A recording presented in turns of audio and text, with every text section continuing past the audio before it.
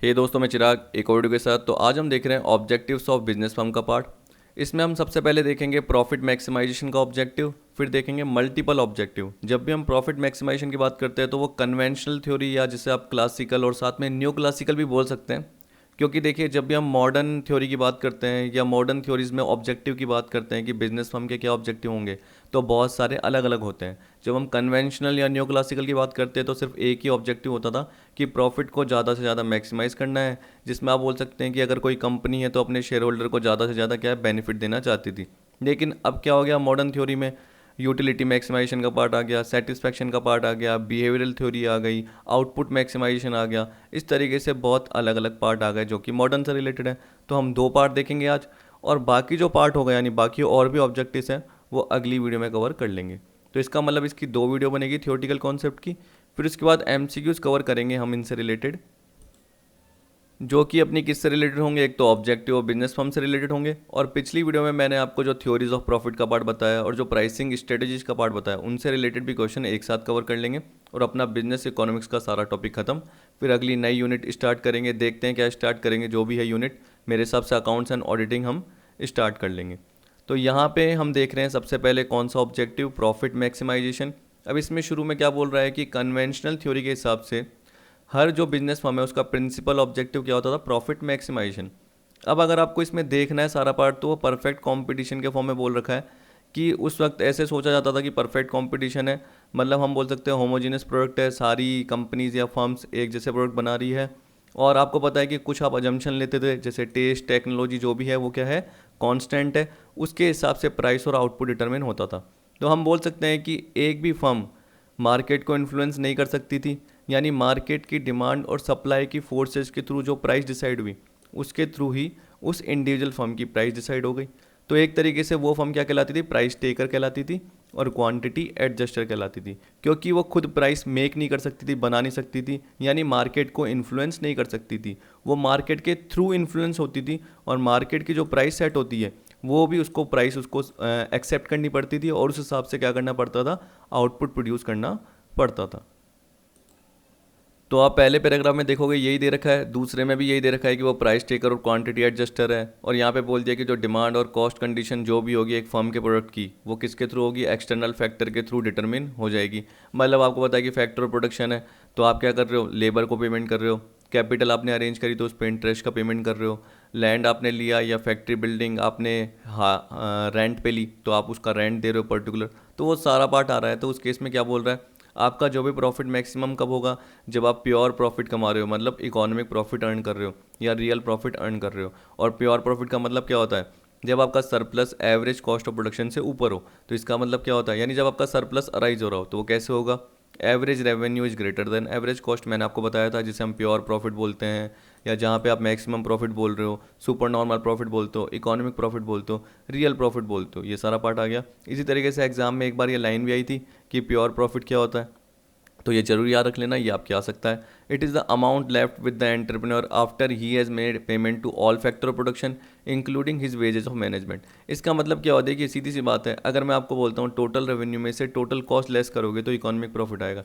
अब इकोनॉमिक में total cost का मतलब क्या होता है, अपॉर्चुनिटी कॉस्ट और साथ में एक्सप्लिसिट कॉस्ट। देखिए, मैं अपॉर्चुनिटी कॉस्ट को वैसे याद रखना, मैंने बताया था एक्सप्लिसिट भी होती है इम्प्लिसिट, लेकिन नॉर्मल टर्म में हम क्या बोलते हैं, अपॉर्चुनिटी को नॉर्मल इम्प्लिसिट बोलते हैं। और एक्सप्लिसिट मतलब क्या हो गया, जो आप एक्सप्रेसली पे कर रहे हो, यानी मॉनेटरी टर्म में पे कर रहे हो। जैसे आप लेबर को क्या कर रहे हो, वेजेस दे रहे हो। आपने जो फाइनेंस लिया है, लोन लिया, उस पर आप इंटरेस्ट पे कर रहे हो। आपने जो मेटल खरीदा है उसका पेमेंट कर रहे हो। आपने जो ऑफिस और एडमिनिस्ट्रेशन के खर्चे किए, वो सारा पार्ट आ गया ना आपका। उसी तरीके से आपको इम्प्लिसिट कॉस्ट का पार्ट भी लेना पड़ता है इकोनॉमिक्स में। क्या क्या होता है, ध्यान है ना, interest on owners capital, salary of owner. Owner क्या कर रहा है, खुद के बिजनेस में काम कर रहा है, तो खुद सैलरी नहीं उठाएगा जनरली। इसी तरीके से अगर वो अपनी कैपिटल लगा के बैठा है, कहीं और लगाता तो क्या कमाता, इंटरेस्ट कमाता। तो बोल रहा है कि including his wages of management, वो भी इसमें इंक्लूड हो जाती है। मतलब एक्सप्लिसिट के साथ साथ इम्प्लिसिट पार्ट भी आ जाता है, याद रखना। इन अदर वर्ड्स यहाँ पे क्या बोल रहा है, it is A residual income over and above his normal profit. Normal profit क्या होता है, अगर उसने अपनी कैपिटल को बिजनेस के बाहर लगाया होता तो कितना वो रिटर्न कमाता, मान लो वो 10% कमाता, लेकिन उसने बिजनेस में कितने कमाए, 12%। तो उसने कितना ज़्यादा कमाया, 2%। तो वह एक तरीके से सरप्लस हुआ, तो इसे क्या बोलते हैं, residual income over and above his normal profit. ठीक है, it is a necessary payment for an entrepreneur to stay in the business. तो एक तरीके से क्या है कि ये पर्टिकुलर नेसेसरी पेमेंट हो गया, यानी इम्प्लिसिट कॉस्ट का पार्ट भी आपका ले लिया जाता है। और इसके अलावा आपने जब परफेक्ट कंपटीशन, मोनोपोली, मोनोपोलिस्टिक देखा, तो आपने देखा था कि प्रॉफिट मैक्सिमाइजेशन कहाँ पे होता है, जहाँ पे आप इक्विलिब्रियम आउटपुट की तरफ आ रहे हो और उसके थ्रू ही आपने प्राइस डिसाइड करी। तो इक्विलिब्रियम आउटपुट मैंने कहाँ बताया था, जहाँ पे आपका मार्जिनल रेवेन्यू मार्जिनल कॉस्ट के इक्वल हो, और मार्जिनल कॉस्ट मार्जिनल रेवेन्यू को कहाँ से कट कर रही है, बिलो से, मतलब बढ़ती हुई जा रही है।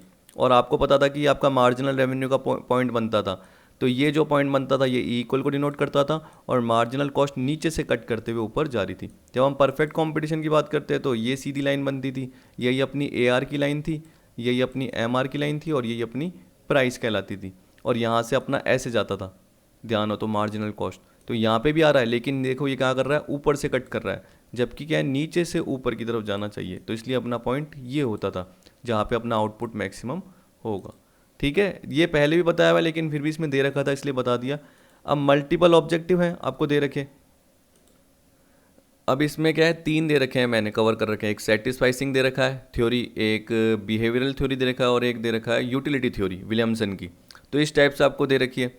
अब देखिए, जैसे मैंने सेटिस्फाइसिंग साइमन की दे रखी है, फिर मैंने अभी क्या बोला, बिहेवियरल वो साइट एंड मर्च की है, शायद साइट एंड मार्च बोलते हैं, हाँ उनसे रिलेटेड है। और तीसरी आपकी जो मैंने बोली वो विलियमसन से रिलेटेड दे रखी है। अब देखिए, शुरू में इसने बता रखा है कि क्या डिफरेंस था। जैसे पिछली आप थ्योरी देखोगे, यानी पिछला ऑब्जेक्टिव देखोगे, वो क्या था, प्रॉफिट मैक्सिमाइजेशन, वो पुरानी अप्रोच हो गई। एक बार एग्जाम में भी आया था कि मॉडर्न कॉर्पोरेशन का ऑब्जेक्टिव प्रॉफिट कमाना ही है, तो आपको क्या बताना था, गलत है वो। मॉडर्न कॉर्पोरेशन का जो भी ऑब्जेक्टिव है वो क्या होगा, प्रॉफिट के अलावा हो सकता है, जैसे sales maximisation, output, utility, satisfaction, growth. अब देखिए, यूटिलिटी, सेटिस्फैक्शन, बिहेवियर, ये तो आप देख रहे हो आज की वीडियो में। फिर अगली वीडियो में आप ग्रोथ का पार्ट भी देखोगे, आप सेल्स या आउटपुट इनसे रिलेटेड भी थ्योरीज देखोगे। तभी मैंने बताया कि ये 2 वीडियो में कवर होगा, एक में हो ही नहीं सकता।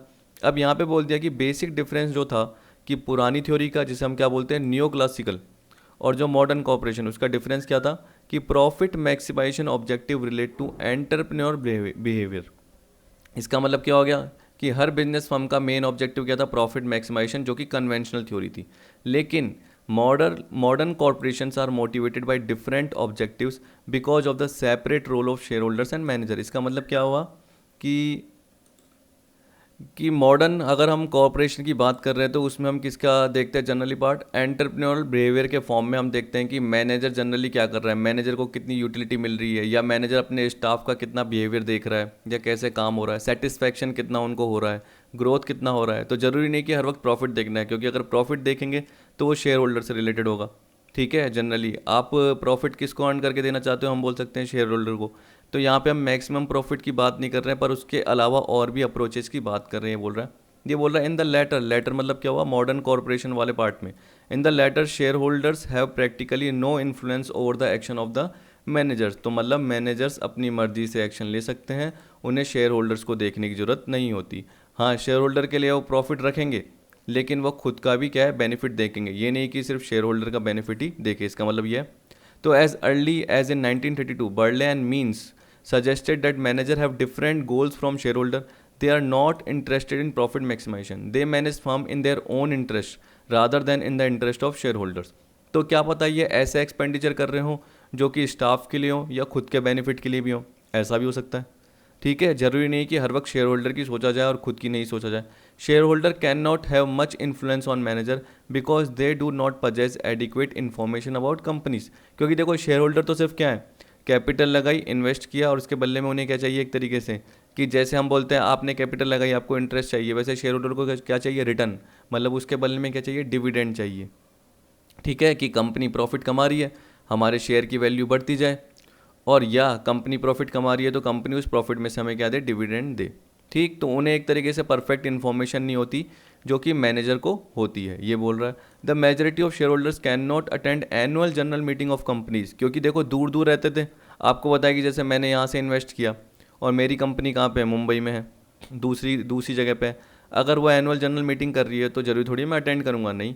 तो बोल रहा है thus give their proxies to the director, तो जनरली वो प्रॉक्सी लगवा देते थे डायरेक्टर्स को। Thus modern firms are motivated by objectives relating to sales maximisation, output, utility, satisfaction maximisation and growth maximisation which we explain briefly.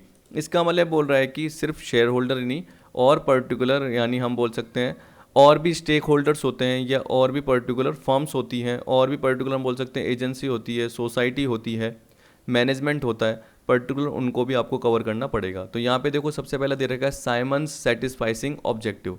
अब देखिए ये इतना वो नहीं है, कहने का मतलब एग्ज़ाम में आने के चांस अगर मैंने देखे, लेकिन फिर भी अगर आप चाहो तो इसको कवर करोगे तो इसमें आप ये बोल सकते हो कि यही एक तरीके से प्रपाउंड कर रहा है बिहेवियरल थ्योरी को।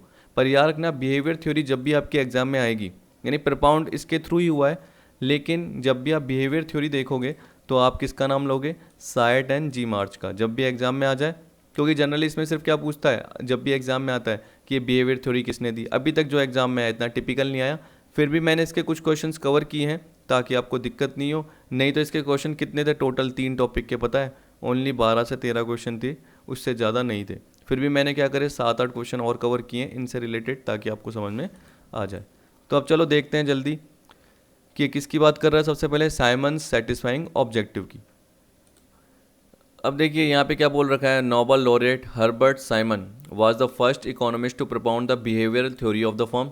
उनके हिसाब से प्रिंसिपल ऑब्जेक्टिव क्या है, मैक्सिमाइज प्रॉफिट करना ही नहीं है, बल्कि साथ साथ प्रॉफिट सेटिस्फैक्ट्री चाहिए या सेटिस्फाइसिंग प्रॉफिट चाहिए। यानी एक आपको एस्पिरेशन लेवल तय करना पड़ेगा, उस पर्टिकुलर पॉइंट तक आपको पहुंचना पड़ेगा, इसने से बोला।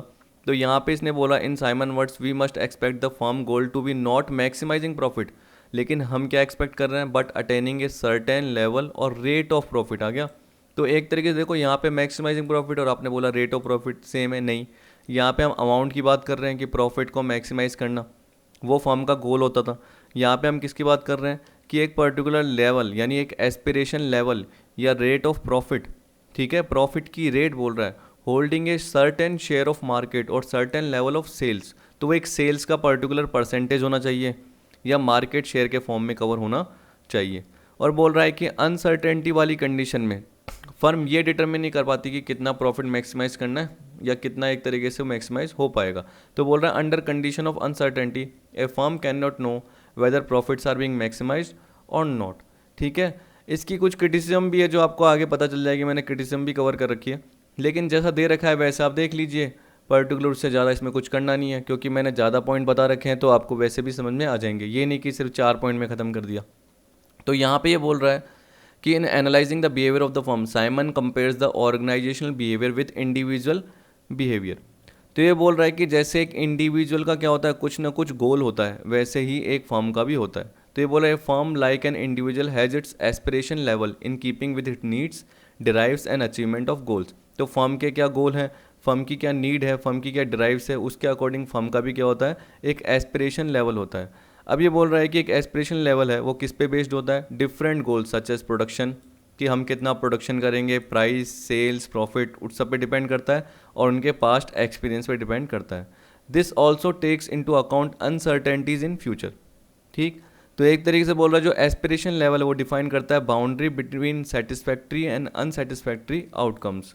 तो यहाँ पे ये बता देगा कि इस पॉइंट से अगर नीचे पहुँच गए तो वो अनसेटिस्फैक्ट्री आ गया, क्योंकि आपने एक प्रोडक्शन का पॉइंट तय कर दिया, आपने पर्टिकुलर प्राइस तय कर दी, आपने तय कर दिया कि इतनी इस अगले साल में, अगले ईयर में हम इतनी सेल करेंगे, इतना परसेंटेज ऑफ प्रॉफिट जनरेट करेंगे, तो वो सेटिस्फैक्ट्री पार्ट आ गया।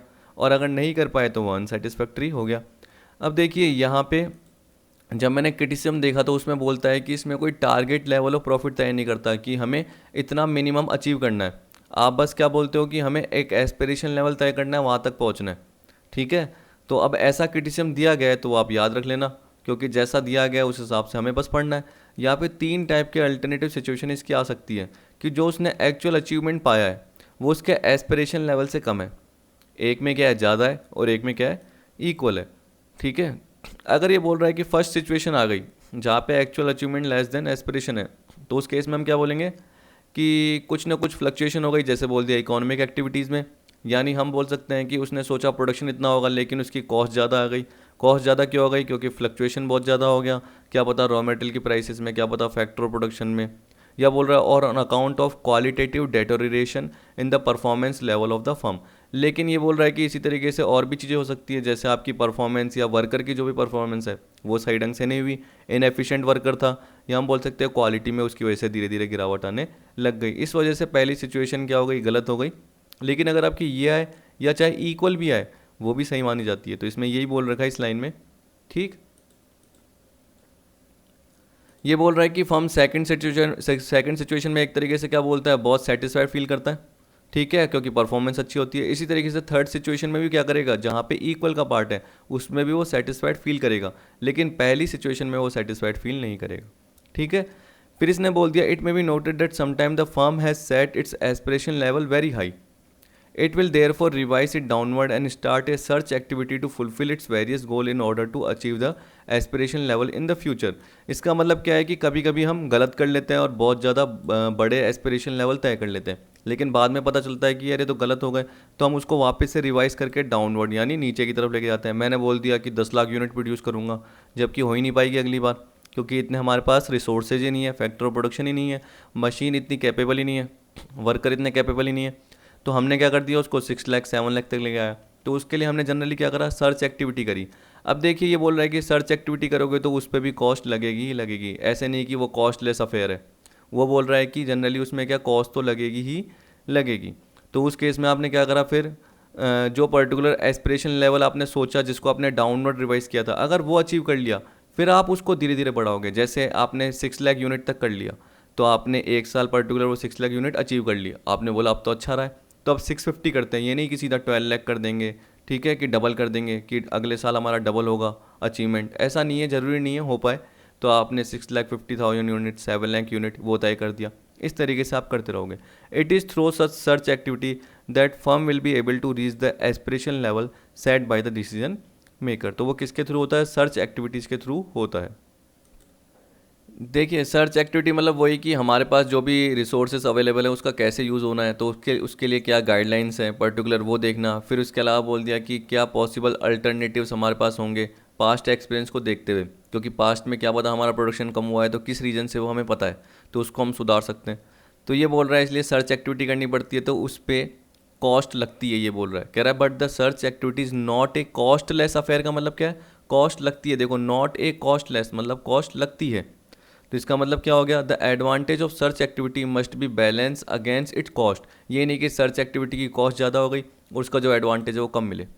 तो बोल रहा है and once search has revealed that what appears to be satisfactory course of action it will be abandoned for the timing. मतलब कुछ टाइम के लिए सर्च एक्टिविटी को रोक दो ताकि जो भी आपकी कॉस्ट है वो ना लगे, नहीं तो आप सर्च एक्टिविटी करते जा रहे हो तो आपकी कॉस्ट भी ज़्यादा लगती जा रही है। तो बोल रहा है कि अगर आपने रिवील कर दिया सर्च एक्टिविटी का पार्ट और आपको सेटिस्फैक्ट्री कोर्स ऑफ एक्शन कोई मिल गया, तो उसके बाद आप सर्च एक्टिविटी के पार्ट को थोड़े समय के लिए रोक दो जब तक कि आप वो पर्टिकुलर वर्क कर रहे हो, उसके बाद वापस से लग जाओ काम पे।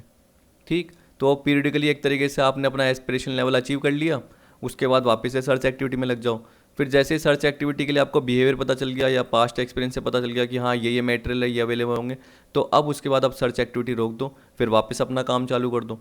Firm is not maximising since partly on account of the, नीचे देखता हूँ क्या लिखा हुआ है, on account of the cost it limits its searching activity. तो ये बोल रहा है कि जनरली क्या करेगी, अपनी सर्चिंग एक्टिविटी को लिमिट कर देती है क्योंकि उसको पता है कि उसकी कॉस्ट लग रही होती है। तो firm while behaving rationally is satisficing rather than maximizing. तो जनरली वो किसकी अप्रोच देख रही है, सेटिस्फाइसिंग अप्रोच देख रही है, ना कि मैक्सिमाइजिंग। अब क्रिटिसिज्म में सबसे पहले क्या बोल रखा है, वही the main weakness of the satisficing theory of Simon is that he has not specified the target level of profit which a firm aspire to reach. तो एक मिनिमम लेवल ऑफ प्रॉफिट आपने नहीं सेट कर रखा, ये बोल रहा है, तो वो आपको वो भी सेट करना है। Unless that is known it is not possible to point out the precise area of conflict between the objectives of profit maximizing and satisficing. तो बोला जब तक ये पता नहीं होगा तब तक ये पता नहीं कर पाओगे कि सेटिस्फाइंग और प्रॉफिट मैक्सिमाइजेशन के बीच में कौन कौन से ऐसे एरिया है जिनमें कॉन्फ्लिक्ट होने के चांस है। फिर एक बॉमल और क्वांट, उन्होंने क्या बोला कि ये जो नोशन इसने दिया है सेटिस्फाइसिंग का साइमन ने, उससे हम एग्री नहीं करते हैं। According to them it is constant maximisation with only constant and no maximisation. इसका मतलब क्या हुआ, ये बोल रहा है constant maximisation with only constant and no maximisation. देखिए कॉन्स्टेंट मतलब होता है लिमिटेशन, क्या होता है लिमिटेशन, और मैक्सिमाइजेशन मतलब क्या होता है यहाँ पे बिजनेस के ऑब्जेक्टिव को मैक्सिमाइजेशन करना, जैसे वही रेट ऑफ प्रॉफिट जो पर्टिकुलर सेल्स पे आप अचीव करना चाहते हो, अपने एस्पिरेशन लेवल को अचीव करना चाहते हो। लेकिन कांस्टेंट मतलब क्या हो गया कि आपके बिजनेस में कुछ लिमिटेशन का पार्ट भी होता है, जैसे टाइम की लिमिटेशन हो सकती है, मनी की लिमिटेशन हो सकती है, क्या पता रिसोर्सेज जो आप यूज़ कर रहे हो जो मनी से रिलेटेड ही होते हैं, तो उन रिसोर्सेज में भी लिमिटेशन हो सकती है। तो यहाँ पे इन्होंने क्या बोला बामल और क्वांट ने कि ये मैक्सिमाइजेशन की बात नहीं कर रहा, ये किसकी बात कर रहा है, कॉन्स्टेंट मैक्सिमाइजेशन की बात कर रहा है, जिसमें सिर्फ क्या है लिमिटेशन ज़्यादा है और ऑब्जेक्टिव मैक्सिमाइजेशन का पार्ट कम देखा जा रहा है या देखा ही नहीं जा रहा। तो मतलब टाइम मनी और रिसोर्सेज वेस्ट हो रहे हैं इस पर्टिकुलर पार्ट में, और ये थ्योरी सही नहीं है उनके हिसाब से, क्रिटिसिज्म दिया उन्होंने, ठीक है। पर ये बोल रहे हैं कि इन वीकनेस को चाहे आप देख लो, ये बोला despite these weakness Simon's model was the first model on which the latter behavioural model have been develop, जो कि ये वाला पार्ट है। किसने डेवलप किया, Richard Cyert and James G March ने। ये बोल रहा है कि इन्होंने क्या रखी, systematic behavioural theory of form रखी। अब इसमें क्या पार्ट दे रखा है वो भी आपको आ जाएगा, ज़्यादातर मेरे हिसाब से देखिए, देखो एग्जाम में ये भी आ जाता है, तो ये ज़रूर कवर करके चले आना, क्योंकि इनसे रिलेटेड कुछ ना कुछ पॉइंट आपका आ सकता है। क्योंकि अब देखिए नया पार्ट है, क्योंकि मैं बोल सकता हूँ कि पहले भी थे लेकिन पहले इतने आते ही नहीं थे। अगर आप पिछली क्या करोगे, जून 19 और दिसंबर 19 का टाइम देखोगे तो उसमें इनसे रिलेटेड क्वेश्चन दिए हुए हैं, लेकिन उससे पहले आपको नहीं देखने को मिलेंगे। तो अब आपके आ सकते हैं, याद रखना, क्योंकि स्पेसिफिक टॉपिक अलग से दे रखा है इसलिए। अब देखिए इसमें जनरली यही बोला कि in a modern large multi product firm ownership is separate from management, ये बोल दिया। यहाँ पे बोल रहा है here the firm is not considered as a single entity with a single goal of profit maximization by the entrepreneur. क्योंकि आपको पता है कि यहाँ पे जब भी हम मैनेजमेंट की बात करते हैं, ओनरशिप की बात करते हैं, तो बहुत ज़्यादा पर्टिकुलर अलग अलग पर्सनस होते हैं, यानी इंडिविजुअल्स बहुत सारे होते हैं। तो हम ग्रुप ऑफ इंडिविजुअल की बात कर रहे हैं यहाँ पे। साइट एंड मार्च ने क्या बोल दिया कि मॉडर्न बिजनेस फर्म क्या करती है, कोएलिशन की बात करती है, यानी आपस में ग्रुप गोल की बात करती है, ना कि सिंगल गोल की बात करती है। तो जब भी ग्रुप गोल की बात करती है यानी मल्टीपल गोल्स की बात करती है, तो ये नहीं कि सिर्फ बिजनेस की देखी जा रही है कि प्रॉफिट मैक्सिमाइजेशन की अप्रोच रहेगी, साथ साथ हमें इंटरनल और एक्सटर्नल डेवलपमेंट की बात भी करनी पड़ेगी। इसके अलावा हम बोल सकते हैं कि इंडिविजुअल की जो अप्रोच रहती है ज़रूरी नहीं कि वो ग्रुप से मैच कर पाए, तो इंडिविजुअल बिहेवियर अलग रहेगा और ग्रुप गोल क्या रहेगा, अलग रहेगा। लेकिन जब हम ग्रुप गोल की बात करेंगे तो उसके साथ साथ हमें क्या करने पड़ेंगे, सारे पर्टिकुलर अलग अलग पर्सनस के या स्टेक होल्डर्स के बिहेवियर को भी देखना पड़ेगा।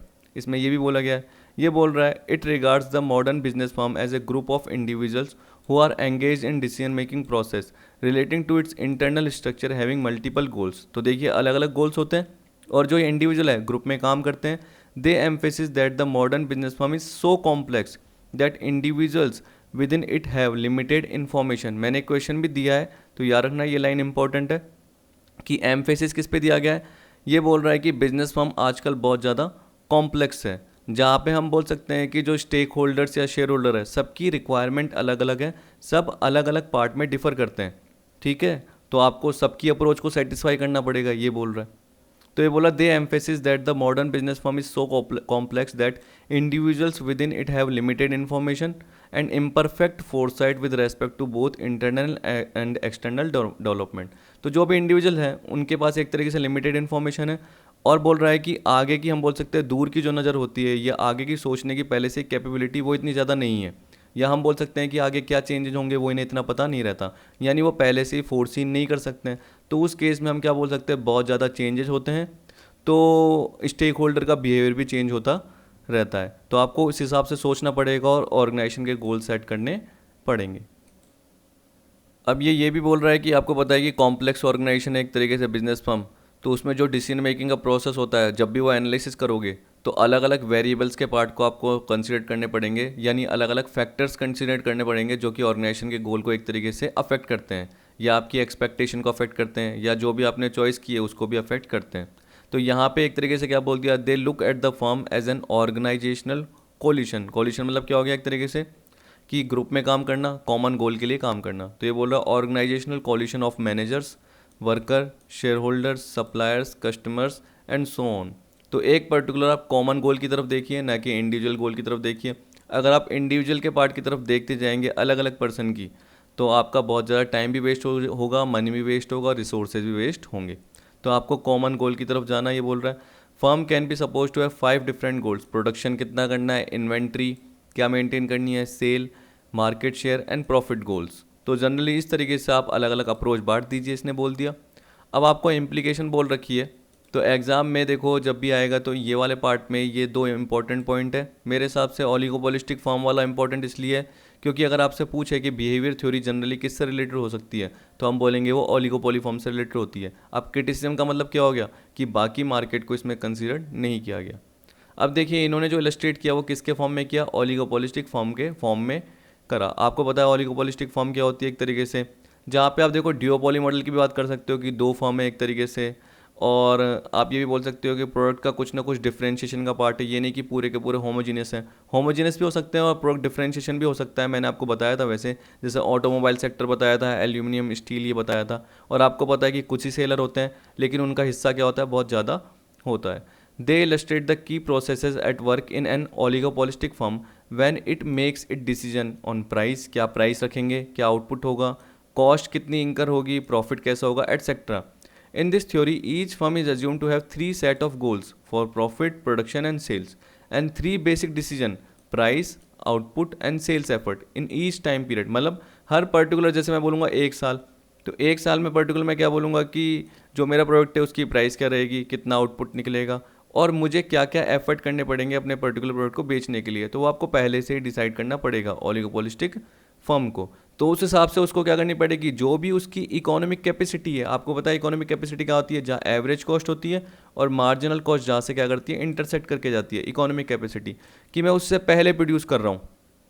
तो मैं जो प्रोड्यूस कर रहा हूँ तो उसका जो बीच का गैप है वो क्या है, एक्सिस कैपेसिटी मेरी बची हुई है, लेकिन मैं यहाँ पे क्यों प्रोड्यूस कर पा रहा हूँ, तो मैंने आपको जनरली बताया था क्योंकि एक तरीके से वहाँ marginal revenue equal to marginal cost है, जहाँ पे मेरा इक्विलिब्रियम आउटपुट का पॉइंट आ रहा है, तो कभी कभी मेरे पास एक्सिस कैपेसिटी बच जाती है, जिसे हम क्या बोलते हैं एक तरीके से ऑर्गेनाइजेशनल स्लैक।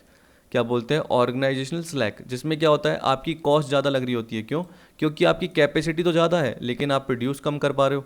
तो उस केस में आप क्या कर रहे हो, जो भी फैक्टर्स ऑफ रिसोर्सेज है उसको ज़्यादा पेमेंट कर रहे हो। जो भी फैक्टर ऑफ रिसोर्सेज हैं, आपको पता है कि प्रोडक्शन के जो भी फैक्टर्स हैं, जो भी आपके पास अवेलेबल रिसोर्सेज हैं, उनको आप पेमेंट ज़्यादा कर रहे हो, और मैं बोल सकता हूँ वो खाली पड़े। ठीक है, मान के चलो कि कोई वर्कर है, 10 वर्कर, उसमें से 8 वर्कर ही काम कर रहे हैं लेकिन पेमेंट पूरे के पूरे 10 वर्कर को कर रहे हो, तो आप क्या बोल सकते हो कि आप ज़्यादा पेमेंट कर रहे हो। और बाकी जो 2 वर्कर है वो खाली है लेकिन फिर भी आप उनको पेमेंट कर रहे हो, तो वो क्या कहलाता है, ऑर्गेनाइजेशनल स्लैक कहलाता है। लेकिन आप उनको क्यों रख के बैठे हो, क्योंकि कभी ना कभी आपको पता है कि जैसे ही डिमांड बढ़ेगी तो आपकी जो एक्सेस कैपेसिटी है, वो 2 वर्कर जो खाली है उनको आप यूज़ करोगे और उस पर्टिकुलर कैपेसिटी पे चले आओगे और आपकी कॉस्ट क्या हो जाएगी, कम। तो जब भी ऑर्गेनाइजेशन स्लैक का पार्ट आए तो आप क्या बताना कि जो भी लेवल ऑफ एक्टिविटी हम निकाल रहे हैं वो हम हायर कॉस्ट पे निकाल रहे हैं, उसे हम ऑर्गेनाइजेशन स्लैक बोलते हैं। या जब भी हमारे पास जो टोटल अवेलेबल रिसोर्स हैं और जो हम उनको पेमेंट कर रहे हैं नेसेसरी, उसके बीच का डिफरेंस ऑर्गेनाइजेशनल स्लैक कहलाता है। मतलब जो भी लेवल ऑफ एक्टिविटी हम प्रोड्यूस कर रहे हैं उसके लिए ज़्यादा पेमेंट कर रहे हैं। जो भी हमारे पास अवेलेबल रिसोर्स हैं, 10 वर्कर हैं, लेकिन हम पेमेंट क्या कर रहे हैं, हम काम करवा रहे हैं 8 से, और पेमेंट क्या कर रहे हैं, पूरे के पूरे 10 वर्कर को कर रहे हैं। तो हम उस केस में क्या बोलेंगे, हमारे पास एक्टिविटी तो ज़्यादा है प्रोड्यूस करने के लिए लेकिन हम उतना प्रोड्यूस नहीं कर रहे हैं, तो हम हायर कॉस्ट पे काम कर रहे हैं। ठीक, तो ऑर्गेनाइजेशनल स्लैक हमेशा रहता है, किसने बोला, साइट एंड मार्च ने, ये याद रखना। तो इसलिए इसमें याद रखना, यही बोल रहा है कि सबसे पहले क्या है, फर्म्स के एनवायरनमेंट को इसमें देखा जाता है शुरू शुरू में कि पास्ट एक्सपीरियंस क्या है आपका, फिर उसके बेसिस पे ही क्या कर सकते हो आप अपने एस्पिरेशन लेवल को, मतलब कितना आपको लेवल ऑफ एक्टिविटी रखनी है उसको मॉडिफाई कर सकते हो। अगर इकोनॉमिक जो एक्सेस कैपेसिटी आपकी पड़ी हुई है, बची हुई है, तो इसका मतलब क्या है, आप हायर कॉस्ट पे गुड प्रोड्यूस कर रहे हो, तो ऑर्गेनाइजेशनल स्लैक का पार्ट आएगा, जहाँ पे हम क्या बोल सकते हैं, it is a difference between total available resource and total necessary payment to member of the coalition. इसका मतलब क्या है, जो भी मेंबर है, जो भी मैनेजमेंट है, जो भी वर्कर है, स्टाफ है, उसको आप पेमेंट ज़्यादा कर रहे हो, और रिसोर्सेज एक तरीके से अनयूटिलाइज पड़ा हुआ है, जो यूटिलाइज नहीं हो रहा अभी, कुछ ना कुछ एक्सेस कैपेसिटी आपके पास बची हुई है, समझ गए। तो आपको पता है उस वक्त आपकी हायर कॉस्ट ही लगती है, जहाँ आपकी पूरा का पूरा फुल कैपेसिटी यूज हो जाती है। ये आपने पढ़ा था मेरे से पिछली वीडियो में, परफेक्ट कॉम्पिटिशन इन सारे वाले पार्ट में, पास्ट ईयर के एमसीक्यूज में मैंने आपको बताया, तो आप वैसे ध्यान दीजिए, आपको समझ में आ जाएगा सारा पार्ट। अब देखिए आपको बोल रहा है, price is sensitive to factor influencing increase and decrease in the amount of organisational slack to feasible reduction in expenditure on sales promotion and to change in profit goals. तो ये बोल रहा है कि प्राइस सेंसिटिव होता है, जो भी फैक्टर है वो इंक्रीज हो रहे हैं या डिक्रीज हो रहे हैं, कि आपकी जो भी कॉस्ट है प्रोडक्शन की वो इंक्रीज हो रही है या डिक्रीज हो रही है, उसके बेसिस पे होता है। तो आपने सेल्स प्रमोशन के एक्सपेंसेस में रिडक्शन कर दिया, जिससे एक तरीके से आपने अपने प्रॉफिट गोल्स को चेंज कर दिया, तो उससे भी फ़र्क पड़ता है। और क्या पता जो ऑर्गेनाइजेशनल स्लैक आ रहा है, ठीक है, जो बीच में कमी आ रही है, उसको आप दूर कर सकते हो, और क्या पता आपकी कॉस्ट पर यूनिट भी कम हो सकती है। Each firm is assume to estimated demands and production cost and choose its output level. If this output level does not yield the aspired level of profit, it searches for way to reduce cost. जैसे पिछली वाली approach में था कि cost reduce करने के लिए part करना है, re estimate demand, and if required तो अपने प्रॉफिट गोल को क्या करेगी, लोअर करेगी। If the firm is prepare to lower its profit goal, it will readily reduce its price. Thus, price is found to be sensitive to factors affecting cost due to close relationship between price, cost and profit। तो ये बोल रहा है कि goods की जो भी price है उसका लेना देना किससे है, फैक्टर ऑफ प्रोडक्शन।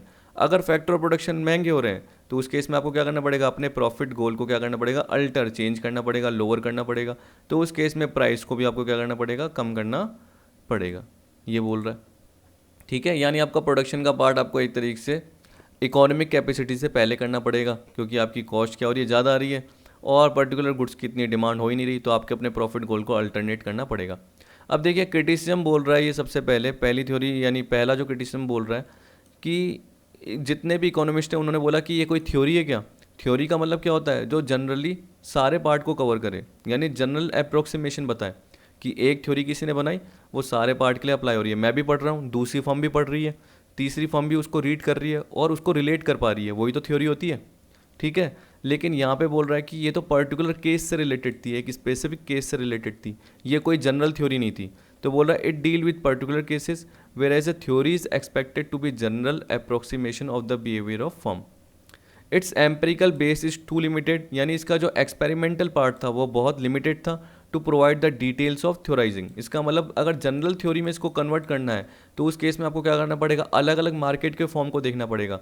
जबकि आपने सिर्फ क्या देखा, ओलिगोपोली, ओलिगोपोली में भी किसको, सिर्फ डिओपोली फर्म को, तो उस केस में आपने बाकी सारी फर्म्स को तो देखा ही नहीं, तो अब वो थ्योरी कहलाई नहीं। क्यों, क्योंकि कोई मोनोपोलिस्टिक फॉर्म आएगी, मान लो कोई मोनोपोली फॉर्म आ गई, वो अगर इस हिसाब से बिहेवियर देखना चाहती है तो वो ये थ्योरी को कंसिडर ही नहीं करेगी, क्योंकि वो क्या बोलेगी, ये तो सिर्फ डिओपोली के लिए। Hence it fails as a theory of the firm. फिर आपको बोल दिया it relate to duopoly firm and fails as theory of market structure. तो देखिए मार्केट के स्ट्रक्चर मतलब बाकी सारी फॉर्म्स भी तो है, मोनोपोलिस्टिक कंपटीशन है, मोनोपोली है, परफेक्ट कंपटीशन वाली फॉर्म्स भी हैं, तो वो भी तो कंसिडर करो आप, वो इसमें कंसिडर किया ही नहीं गया। इसके अलावा इसमें ये भी बोल रहा है कि इस थ्योरी ने ये कंसिडर नहीं करा, क्योंकि देखिए जब भी हमने ना वो मॉडल पढ़े थे डिओपोली के, कॉर्नोट के, बर्ट्रैंड के, चैम्बरलिन के, तो उसमें भी यही नहीं कंसिडर किया गया था कि जब भी फर्म एंट्री करती है तो एक तरीके से उसका क्या थ्रेट रहेगा या क्या कॉन्सिक्वेंस होंगे। तो ये बोल रहा है it does not considered either the condition of entry, entries की क्या कंडीशन रहेगी जो फर्म नहीं एंटर करेगी, और the effect on the behaviour of existing firm of a threat of potential entry by firm. इसका मतलब जो नई फर्म आ रही है उससे हमें क्या खतरा हो सकता है, एग्जिस्टिंग फर्म को क्या खतरा हो सकता है, और वो कैसा बिहेवियर करेगी, कैसा इफेक्ट करेगी। कहने का मतलब वो अपनी प्राइसिंग के पार्ट को क्या करेगी, एडजस्ट करेगी या नहीं करेगी, कट ऑफ करेगी या नहीं करेगी। दूसरी पर्टिकुलर फर्म आ गई और उसने प्राइस कट कर दी, तो ये भी कम करेगी या नहीं करेगी। अपने फैक्टर प्रोडक्शन को कैसे यूज़ करेगी, वो पर्टिकुलर इसमें नहीं बताया गया। फिर इसके अलावा बोल रहा है कि ये जो बिहेवियर है इसमें शॉर्ट रन बिहेवियर दिखाया गया फर्म का, न कि लॉन्ग रन बिहेवियर, एक ये भी इसमें क्रिटिसिज्म दिया गया था। ये बोल रहा है कि डेस्पाइट दिस क्रिटिसिज्म, कि आपने सारे क्रिटिसिज्म कवर कर लिए, फिर भी the behavioural theory of Cyert and March is an important contribution to the theory of firm which bring into focus multiple changing and acceptable goals. तो ये बोल रहा है कि वो किस पे फोकस करती है, मल्टीपल गोल्स पे, चेंजिंग गोल्स पे, कि गोल्स को आप चेंज कर सकते हो, अपने प्रॉफिट लेवल को सेट कर सकते हो वापस से जब भी आपको मैनेजरल डिसीजन मेकिंग लेनी है तब। ठीक है, अब आपकी आ रही है किसकी, विलियमसन की यूटिलिटी मैक्सिमाइजेशन थ्योरी। अब देखो इसमें कर्व भी बना हुआ है, तो वो कर्व के थ्रू भी मुझे समझाना पड़ेगा। इसको आप मैनेजरल डिस्क्रिशन थ्योरी भी बोल सकते हैं, ये जरूर याद रखना, क्योंकि ये एग्जाम में आपका पर्टिकुलर कभी ना कभी पूछ सकता है। देखिए अब हमें ये थोड़ी पता है कि किस पर्टिकुलर एग्जाम में पूछेगा, तो इसलिए मैंने वही कवर कर रखे हैं जो ज़्यादातर एग्जाम में चांस होते हैं, या आप बोल सकते हैं कि नेट से सर्च कर करके जहाँ मेरे को पर्टिकुलर अच्छा लगा वो मैंने पर्टिकुलर आपको प्रोवाइड कंटेंट कराया है, जो कि एग्जाम में चांस हो सकते हैं आने के। तो यहाँ पे देखो ओलिवर ई विलियमसन ने डेवलप करी managerial utility maximisation objective as against profit maximisation. तो प्रॉफिट मैक्सिमाइजेशन की जगह क्या बोल रहा है, मैनेजरल यूटिलिटी की बात कर रहा है, इसलिए इसको जनरली क्या बोलते हैं, it is one of the managerial theories and is also known as managerial discretion theory. तो यहाँ पे शेयर होल्डर के पार्ट की तरफ ध्यान नहीं दिया जा रहा, किसकी तरफ ध्यान दिया जा रहा है, मैनेजर के पार्ट की तरफ दिया जा रहा है। तो बोला in large modern firm share holders and managers are two separate group. ये मॉडर्न फर्म मतलब मॉडर्न फर्म है, गलती से शायद मॉडर्न लिखा होगा। In large modern firm share holders and managers are two separate groups. तो एक शेयर होल्डर का ग्रुप होता है और एक मैनेजर का ग्रुप होता है। The former want maximum return on their investment and hence the maximisation of profit. जबकि आपको पता है कि मैनेजर जो चाहता है वो क्या चाहता है, प्रॉफिट मैक्सिमाइजेशन नहीं चाहता, क्योंकि प्रॉफिट मैक्सिमाइजेशन का पार्ट शेयर होल्डर चाहता है। मैनेजर चाहता है कि उसको जो भी फैसिलिटी प्रोवाइड हो वो अच्छी हो, वो खुद के पर्सनल बेनिफिट को देखना चाहता है। ठीक है, वो खुद के फ़ायदे को, खुद की फैसिलिटीज़ को, पर्क्स को देखना चाहता है कि कंपनी उसको क्या प्रोवाइड कर रही है।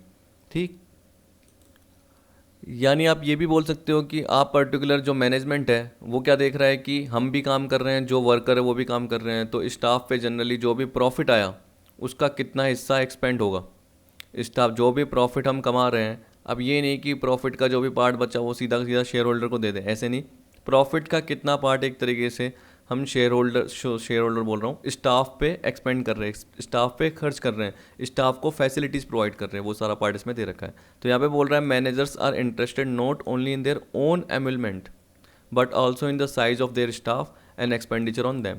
कि हमें अपने क्या करना है, बिजनेस की साइज़ बढ़ानी है तो हमें और स्टाफ क्या करने हैं, लगाने हैं। ये नहीं कि बस शेयर होल्डर्स को हमें बेनिफिट प्रोवाइड करना है, हमें अपने बिजनेस को बढ़ाना है तो हमें क्या करना पड़ेगा, उस हिसाब से एक्सपेंडिचर करना पड़ेगा। तो मैनेजमेंट ये देख रहा है कि अपने प्रॉफिट को हम कैसे यूटिलाइज कर रहे हैं खुद के लिए। अब खुद के लिए मतलब क्या हो गया, अपने बिजनेस के लिए, अपने खुद के यूटिलाइजेशन के लिए, खुद के मैनेजमेंट के लिए, खुद के स्टाफ के लिए, खुद के स्टाफ को फैसिलिटी प्रोवाइड करने के लिए, वो सारा पार्ट इसमें आ गया।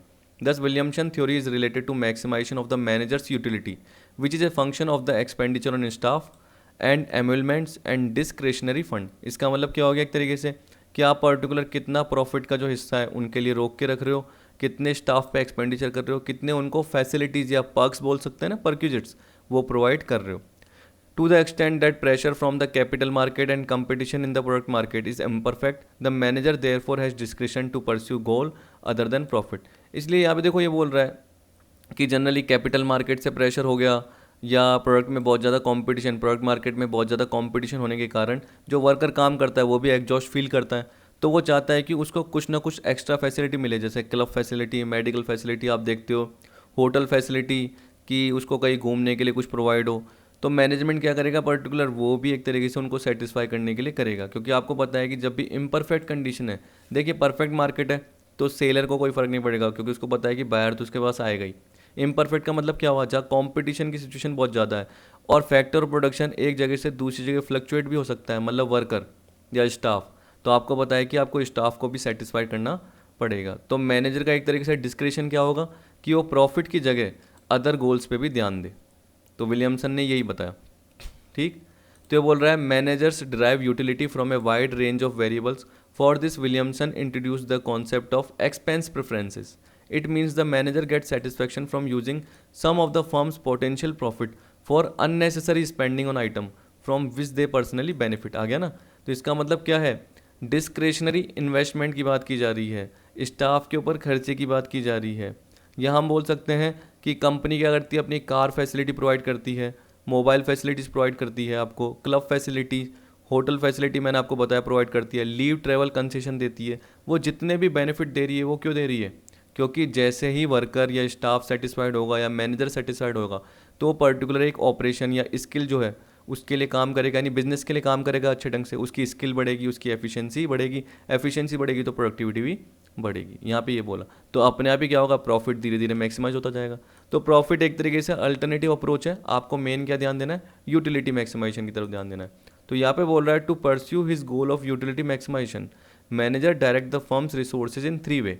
अब 3 वे में दे रखा है, ये एग्जाम में आ सकते हैं, याद रखना। एक तरीके से फंक्शन बन जाएंगे और आपका फंक्शन का पार्ट जो आएगा वो एक कर्व के फॉर्म में डिनोट हो जाएगा, जो मैं भी आपको नीचे बताऊंगा। अब देखिए यहाँ पे यही दे रखा है, यहाँ पे दे रखा है एस, फिर यहाँ पे एम दे रखा है और यहाँ पे डी दे रखा है। एस का मतलब क्या है, देखो स्टाफ की सैलरी, ये याद रख लेना सिंपल वे में। Manager desire to expand his staff and to increase his salaries. तो वो चाहता है कि स्टाफ उसका बढ़े, उनको सैलरी भी मिले। More staff is valued because they lead to the managers getting more salary, more prestige and more security. तो एक तरीके से क्या है, स्टाफ जो भी होता है उनको मोर सिक्योरिटी मिलेगी क्योंकि उनकी सैलरी बढ़ रही है। ठीक है, प्रेस्टीज बढ़ेगी मैनेजर की, हम बोल सकते हैं। और यहाँ पे हम बोल सकते हैं कि मैनेजर का भी एक तरीके से हिस्सा बढ़ेगा। Such staff expenditure by the manager are denoted by S. फिर आपको बोल दिया to maximize his utility the manager indulges in featherbedding. Featherbedding generally क्या हो गया, देखो एक तरीके से अपने जो भी एम्प्लॉयज़ हैं उनको फ़ायदा पहुंचा रहे हैं, उनको कोई ना कोई पर्क्स या फैसिलिटी प्रोवाइड कर रहे हैं। जैसे प्रीटी सेक्रेटरीज, तो बोल रहे हैं अच्छी सेक्रेटरीज रखना। ये जनरली आपने देखा होगा बहुत ज़्यादा चलन होता था कंपनीज़ में कि सेक्रेटरीज अपॉइंट करना। ठीक, वुमेन के फॉर्म में भी जनरली होता है कि वुमेन के फॉर्म में सेक्रेटरीज अपॉइंट करना, तभी इसमें दे रखा है प्रेटी सेक्रेटरीज। फिर company cars, too many company phones, perks for employees, ये सारा पार्ट आ गया। Such expenditure are characterize by management slack by Williamson, जिसको हम क्या बोलते हैं कि मैनेजमेंट पे एक्स्ट्रा एक्सपेंडिचर हो रहा है। क्या हो रहा है, मैनेजमेंट में। जैसे ऑर्गेनाइजेशनल स्लैक देखा आपने कि कॉस्ट ज़्यादा लग रही है और आपके पास रिसोर्सेज ज़्यादा अवेलेबल हैं, लेकिन उनको पेमेंट आप कर रहे हो, यूज़ कम कर रहे हो उनका, तो आपकी कैपेसिटी बची हुई है। मैनेजमेंट स्लैक का मतलब क्या हुआ, मैनेजमेंट है लेकिन आप जानबूझ के उनको ज़्यादा बेनिफिट दे रहे हो ताकि वो ऑर्गेनाइजेशन पे ही टिके रहें, तो आप एक्स्ट्रा खर्च कर रहे हो उन पे। Managers like to set up discretionary fund, ये आपके एग्जाम में आ सकता है या मैंने जो एमसीक्यूज है उनमें दिया हुआ है, याद रखना, जिसे हम डिस्क्रेशनरी इन्वेस्टमेंट भी बोलते हैं। तो ये बोला the manager like to set up discretionary fund for making investment to advance और promote company's project that are close to his heart, जो कि कंपनी के एक तरीके से दिल के पास है। तो उस केस में कंपनी को क्या करना पड़ेगा, जो भी प्रॉफिट है उसका कुछ हिस्सा इन्वेस्टमेंट के फॉर्म में रखना पड़ेगा।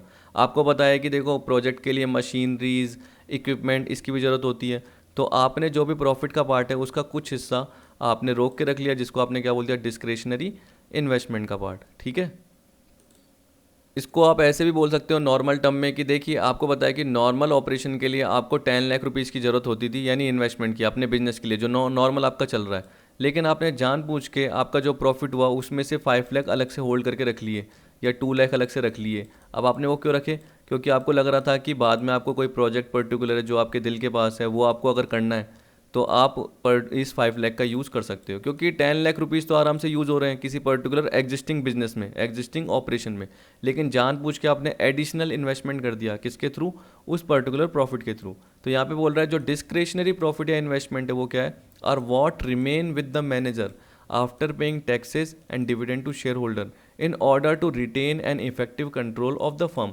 तो आप एक तरीके से इसको ऐसे बोल सकते हो रिटेन अर्निंग, कि आपने अपने प्रॉफिट का कुछ हिस्सा रोक के रख लिया और वो किसके फॉर्म में रख लिया, एक तरीके से कि आगे इन्वेस्टमेंट करेंगे, तो इन्वेस्टमेंट किया नहीं है तभी वो एक तरीके से क्या हो गया, डिस्क्रेशनरी हो गया, कि एडिशनल इन्वेस्टमेंट के लिए आपने जनरली क्या कर दिया, कुछ अमाउंट रोक के रख लिया।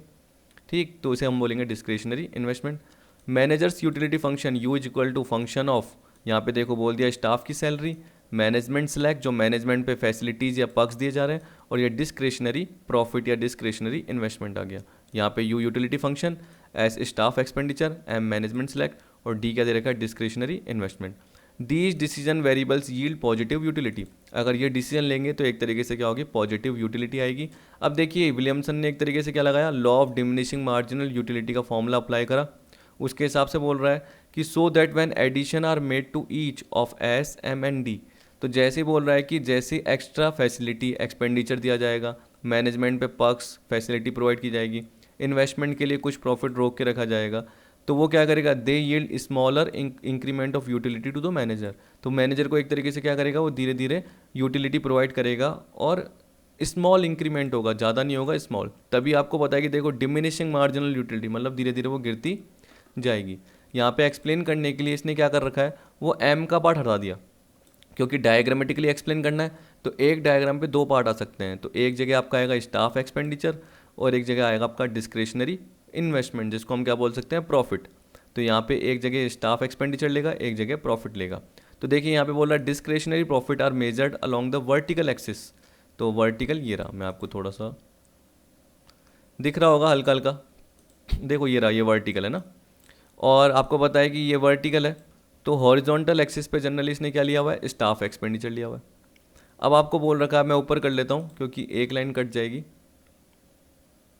अब ठीक है, अब देखिए मैं पॉइंट आपको पढ़ाऊंगा, आपको समझ में आ जाएगा, जैसे ही मैं एक लाइन नीचे चले आऊँगा आपको समझ में आ जाएगा। ये बोल रहा है F C is the feasibility curve, ये दिख रहा है आपको, ये एफ सी क्या है, फिजिबिलिटी कर्व है, showing the combination of D, D मतलब क्या हो गया, मैं आप प्रॉफिट बोलूँगा, डिस्क्रिशनरी प्रॉफिट है तो मैं प्रॉफिट बोलूँगा, एंड एस, एस का मतलब क्या हो गया, स्टाफ एक्सपेंडिचर, कि प्रॉफिट और एक्सपेंडिचर कितना है, ठीक है, अवेलेबल टू मैनेजर, कि मैनेजर के पास जो भी प्रॉफिट अवेलेबल है उसमें से वो क्या करता है, एक तो डिस्क्रिशनरी प्रॉफिट के फॉर्म में रखता है और स्टाफ के एक्सपेंडिचर के लिए रखता है। ये जो प्रॉफिट दे रखा है ये डिस्क्रिशनरी याद रखना, और यहाँ पे जो दे रखा है वो स्टाफ का एक्सपेंडिचर का पार्ट दे रखा है। इसको हम प्रॉफिट स्टाफ कर भी बोल सकते हैं, क्योंकि देखो ये डिस्क्रिशनरी प्रॉफिट है और ये स्टाफ से रिलेटेड है, इसलिए UU1 और UU2 क्या है, इंडिफरेंस कर्व है मैनेजर के, which show the combination of DNS। तो आपसे ये भी पूछ सकता है कि इंडिफरेंस कर्व किस थ्योरी में यूज़ किया जाता है, तो आप बता दोगे विलियमसन की थ्योरी में। ठीक है,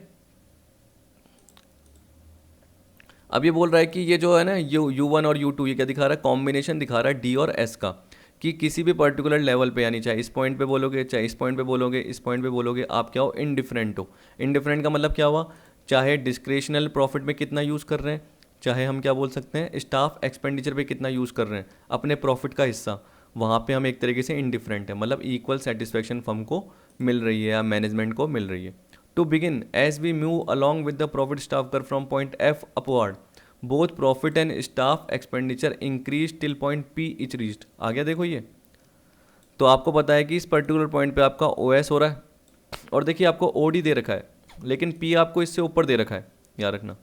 अब आपको ये भी दे रखा है, पर ये बोल रहा है कि जहाँ पे वो टेंजेंट होगा, यानी इंडिफरेंस कर्व का पार्ट और फिजिबिलिटी कर्व का पार्ट, तो वो कहाँ पे हो रहा है, M पे हो रहा है। तो उस पर्टिकुलर पॉइंट पे बोलेंगे कि देखो OS1 स्टाफ एक्सपेंडिचर हो रहा है, और इतना आपने प्रॉफिट के लिए रोक के रखा है या आप इन्वेस्टमेंट के लिए रोक के रख रहे हो। तो OS1 स्टाफ एक्सपेंडिचर और OD एक तरीके से क्या हो गया, आपका डिस्क्रिशनरी प्रॉफिट हो गया या डिस्क्रिशनरी इन्वेस्टमेंट हो गया। तो यहाँ पे मैं आपको पढ़ के बता देता हूँ, यही बोल रहा है। देखिए अब क्या बोल रहा है, P is the profit maximisation point for the firm. जहाँ पे मैंने आपको बताया था अभी जो पॉइंट आ रहा था ना, P पॉइंट आ रहा था बीच में, तो वो क्या था, प्रॉफिट मैक्सिमाइजेशन था। Where SP is the maximum, यहाँ पे आपको बताया कि S था और ये P पॉइंट था। ठीक, तो SP आपका मैक्सिमम प्रॉफिट लेवल है। When OS staff expenditure are incurred, तो आपको पता है कि इस पर्टिकुलर पॉइंट पे यहाँ पे O था, ये लाइन ऐसे जा रही है आपकी, तो O पॉइंट था। पर यहाँ पे बोल रहा है but the equilibrium of the firm take place when the manager chooses the tangency point M where is highest possible utility function UU2 and the feasibility curve FC touch each other, here the managers utility is maximised. यहाँ पे बात कर रहा है, यहाँ पे तो manager एक तरीके से क्या कर रहा है, यूटिलिटी प्रोवाइड करा पा रहा है, स्टाफ के लिए अच्छे ढंग से एक्सपेंडिचर कर पा रहा है, और कुछ हिस्सा इन्वेस्टमेंट के फॉर्म में, यानी प्रॉफिट का कुछ हिस्सा डिस्क्रिशनरी प्रॉफिट के फॉर्म में रोक के रख पा रहा है। अब देखिए इसमें क्या है, क्रिटिसिज्म में मैं आपको बता देता हूँ, ये आपने फिजिबिलिटी कर्व देखा। अब देखिए ये जो U1 और U2 कर्व है, ये तो आपको नॉर्मल पता है कि देखो इंडिफरेंस कर्व है, जो कि किसके थ्रू आएगा, एक तरीके से जैसे हम इंडिफरेंस कर्व में गुड्स के केस में देखते थे, वैसे हम आइसोक्वेंट के पार्ट में भी देखते थे, मैंने आपको बताया था। ठीक है, वैसे ही आप क्या बोल रहे हो, स्टाफ एक्सपेंडिचर और जो प्रॉफिट है इसका क्या एक तरीके से रिलेशनशिप है, तो वो तो ठीक है, लेकिन फिजिबिलिटी कर्व कैसे निकला वो पता करना मुश्किल है। तो क्रिटिसिज्म में क्या बोलता है, फिजिबिलिटी कर्व कैसे निकलता है वो पता नहीं है, आपने बना दिया लेकिन वो कैसे निकला, उसकी क्या अप्रोच रही निकालने की, वो जनरली आपको पता ही नहीं है। एक ये पार्ट आ गया, तो वो क्रिटिसिज्म का पार्ट आ गया। फिर आपको बोल रहा है यहाँ पे the discretionary profit OD is equal to S1M are less than the profit maximisation profit SP। आप चाहे देख लेना, ऊपर आपको दिख रहा होगा कि जो ये S1M है, देखो ये कितना नीचे है, किससे, इससे, ये देख लेना, तो ये आपको ज़्यादा पार्ट दिख रहा है, दिख रहा है ना, ये जो मैंने ये पूरी की पूरी एक तरीके से डार्क लाइन कर दिया है, डार्क सर्किल बना दिया, ये मान के चलिए। तो ये पूरा जो पार्ट है आपका, ये आप ऐसे देख सकते हैं, ये जो आपको गैप दिख रहा है, तो यहाँ पे ज़्यादा पार्ट आ रहा है, जबकि इधर क्या आ रहा है, कम आ रहा है। लेकिन आपको पता है कि टेंजेंसी की वजह से, क्योंकि इंडिफरेंट पॉइंट कहाँ पे आएगा, जहाँ पे हम क्या बोलेंगे, टेंजेंसी का पॉइंट आएगा, इसलिए हमने ये लिया है। But the staff emolument OS1 are maximized. लेकिन देखिए आपको पता है कि इस पर्टिकुलर पॉइंट पे OS1 ज़्यादा हो रहे हैं, क्योंकि वहाँ पे तो एक्सपेंडिचर सिर्फ कितने हो रहे थे, OS ही हो पा रहे थे। लेकिन हमें पता है कि इधर जहाँ पे हमारा यूटिलिटी का पॉइंट मिल रहा है, वहाँ पे OS1 स्टाफ पे एक्सपेंडिचर हो रहा है, तो स्टाफ यहाँ सेटिस्फाई होंगे, ना कि OS पे। स्टाफ सेटिस्फाई नहीं हो पाएगा OS पे, किस पे होगा, OS1 पे होगा। इसी तरीके से बोल दिया कि विलियमसन ने पॉइंट आउट किए फैक्टर्स जैसे taxes, change in business condition etcetera by affecting the feasibility curve can shift the optimum tangency point. तो ये बोल रहा है कि कभी कभी ये जो फैक्टर्स जो भी होते हैं, taxes, change in business condition, economic condition, उसकी वजह से भी जो आपका ऑप्टिमम टेंजेंसी पॉइंट था, मतलब जो आपको ये इंडिफरेंस कर्व का पॉइंट और जो आपको ये फिजिबिलिटी कर्व का पॉइंट दे रखा है, तो जो फिजिबिलिटी कर्व है ये चेंज हो सकता है, ये बोल रहा है। इसी तरीके से बोल रखा है आपको, कहाँ गया, like M in the figure 1. Similarly, factor like change in staff, emolument, profit of stockholders etc. by changing the shape of utility function will shift the optimum position। तो इसी तरीके से बोल रखा है कि अगर यूटिलिटी फंक्शन मतलब क्या हो गया कि एम्यूलमेंट मतलब आपने जो पर्क्स दी थी फैसिलिटी, स्टाफ को जो आप फैसिलिटी दे रहे थे वो आपने कम कर दी, क्या पता आपने और ज़्यादा कर दी, और ज़्यादा कर दी तो और यूटिलिटी मिल रही है, तो आपको फिजिबिलिटी कर्व को और आगे बनाना पड़ेगा। तो आपको क्या करना पड़ेगा, और इकोनॉमिक कंडीशन या बिजनेस कंडीशन को चेंज करना पड़ेगा, तब जाके ही मैक्सिमम यूटिलिटी मिलेगी। तो ये बोल रहा है कि अगर स्टाफ के पॉइंट में चेंज हो गया या प्रॉफिट से रिलेटेड आपके इन्वेस्टमेंट के पॉइंट में चेंज हो गया, तो उस केस में क्या होगा, आपको नया कर्व भी मिल सकता है या नया यूटिलिटी का पॉइंट भी मिल सकता है। तो ऑप्टिमम पोजीशन आपकी चेंज होती रहती है क्योंकि फैक्टर्स में चेंज होता रहता है। अब क्रिटिसिज्म में क्या बोल रहा है, there are some conceptual weakness. सबसे पहले क्या बोल दिया, he does not clarify the basis of derivation of his feasibility curve. In particular, he fails to indicate the constraint in the profit-staff relation as shown by the shape of feasibility curve। तो जो भी feasibility curve आया, यानी जो आपका P और C का point था, या कौन सा था मेरे को ध्यान नहीं आ रहा, हाँ F और C का पॉइंट, यहाँ पे आपको ये F दे रखा है, सॉरी एक मिनट, ये जो आपको F पॉइंट दे रखा है और ये C पॉइंट दे रखा है। तो ये बोल रहा है कि ये कैसे निकला, ठीक, प्रॉफिट स्टाफ का रिलेशनशिप क्या है, जो डिस्क्रेशनरी प्रॉफिट बोल रहे हो और स्टाफ एक्सपेंडिचर की बात कर रहे हो, तो उसको एक तरीके से ये फेल कर गया बताने में। फिर आपको बोल रहा है he lumps together staff and managers emolument in the utility curve. इसने क्या कर दिया, स्टाफ और मैनेजर एम्यूलमेंट को एक तरीके से यूटिलिटी कर्व में जोड़ दिया। This mixing up of non pecuniary and pecuniary benefit of the manager makes the utility function ambiguous. इसका मतलब क्या है, देखिए मेरे अकॉर्डिंग तो देखो, नॉन पेक्यूनरी का मतलब क्या होता है, जैसे नॉन मॉनेटरी बेनिफिट होगा, और पेक्यूनरी मतलब क्या हो गया, जो मॉनेटरी बेनिफिट होगा एक तरीके से। तो आपको पता है कि जो स्टाफ को जनरली मिलता है, तो मैंने क्या बताया, क्लब फैसिलिटी दी, मेडिकल फैसिलिटी दी, ठीक है, उसको लीव ट्रेवल कंसेशन का पार्ट दिया, कहीं पे उसको होटल फैसिलिटी दी जो मैंने आपको बताया, टेलीफोन फैसिलिटी दी, इलेक्ट्रिसिटी की फैसिलिटी दी, गार्डनर की फैसिलिटी दी, ऐसे बहुत सारी फैसिलिटीज़ होती है आपको पता है। तो वो सारी क्या है, एक तरीके से नॉन मॉनेटरी, यानी उसको अमाउंट नहीं दिया जा रहा, उसको बोल रहा है कि पर्टिकुलर जगह रेंट फ्री एकोमोडेशन दे दिया कि यहाँ पे आप जाके रह लो, हाँ हमारा बिजनेस यहाँ पे है, तो बिजनेस के प्लेस के जस्ट पास में क्या है, हमारे क्वार्टर्स बने हुए हैं, घर बने हुए हैं, यहाँ पे आप रह लो। तो नॉन मॉनेटरी बेनिफिट। और मॉनेटरी का मतलब क्या हो गया, मैनेजर क्या कर रहा है, नॉर्मल बेनिफिट उठा रहा है सैलरी के फॉर्म में, और इसके अलावा और ज़्यादा इंसेंटिव उठा रहा है, तो उसको प्रॉफिट में से कुछ ना कुछ हिस्सा वो ले रहा है। तो एक तरीके से क्या बोल दिया कि जो यूटिलिटी फंक्शन है वो एम्बायस हो गया, कि एक को तो नॉन पेक्यूनरी दे रहे हो और एक को क्या कर रहे हो, पेक्यूनरी, एक को नॉन मॉनेटरी टर्म में दे रहे हो और एक को मॉनेटरी, सबको इक्वल दो, ये बोल रहा है। तो एक तरीके से ये क्रिटिसिज्म हो गया। फिर बोला this model does not deal with oligopolistic interdependence and of oligopolistic rivalry. तो यहाँ पे ये ओलिगोपॉलिस्टिक इंटरडिपेंडेंस की बात नहीं कर रहा है, यानी ओलिगोपॉली फर्म से रिलेटेड पार्ट नहीं बता रहा था। ये नॉर्मल कौन से इम्परफेक्ट कंपटीशन में बाकी सारे फर्म की बात कर रहा होगा, लेकिन ओलिगोपॉली फर्म की बात नहीं कर रहा। तो ये सारे आपके एजम्पशंस के, या हम बोल सकते हैं क्रिटिसिज्म के पार्ट थे। अब अगले वीडियो में जैसे एमआरएस ग्रोथ का पार्ट है अपना, बाउमल सेल से रिलेटेड पार्ट है, और आउटपुट मैक्सिमाइजेशन से रिलेटेड पार्ट है, और ये सिक्योरिटी प्रॉफिट और सेटिस्फैक्शन मैक्सिमाइजेशन, ये सारा पार्ट है अराउंड, यानी कहने का मतलब मान लो हाफ और बचा हुआ है, क्योंकि मैंने 6 to 7 पेज करा दिए, बाकी 5 to 6 पेज आपके और बचे हुए, तो वो अगली वीडियो में कवर कर लेंगे। फिर उसके साथ मैं आपको क्या करूँगा कि अनसॉल्व MCQs भी प्रोवाइड कर दूंगा, तो वो ज़रूर आप सॉल्व कर लेना, क्योंकि मैं उसी दिन, यानी आपको ये जो 2 वीडियो प्रोवाइड कर रहा हूँ, उसी दिन आपको मैं पास्ट ईयर के MCQs भी कवर करके दे दूँगा, ठीक है। तो आई होप आपको आज की वीडियो पसंद आई होगी। वीडियो देखने के लिए थैंक यू।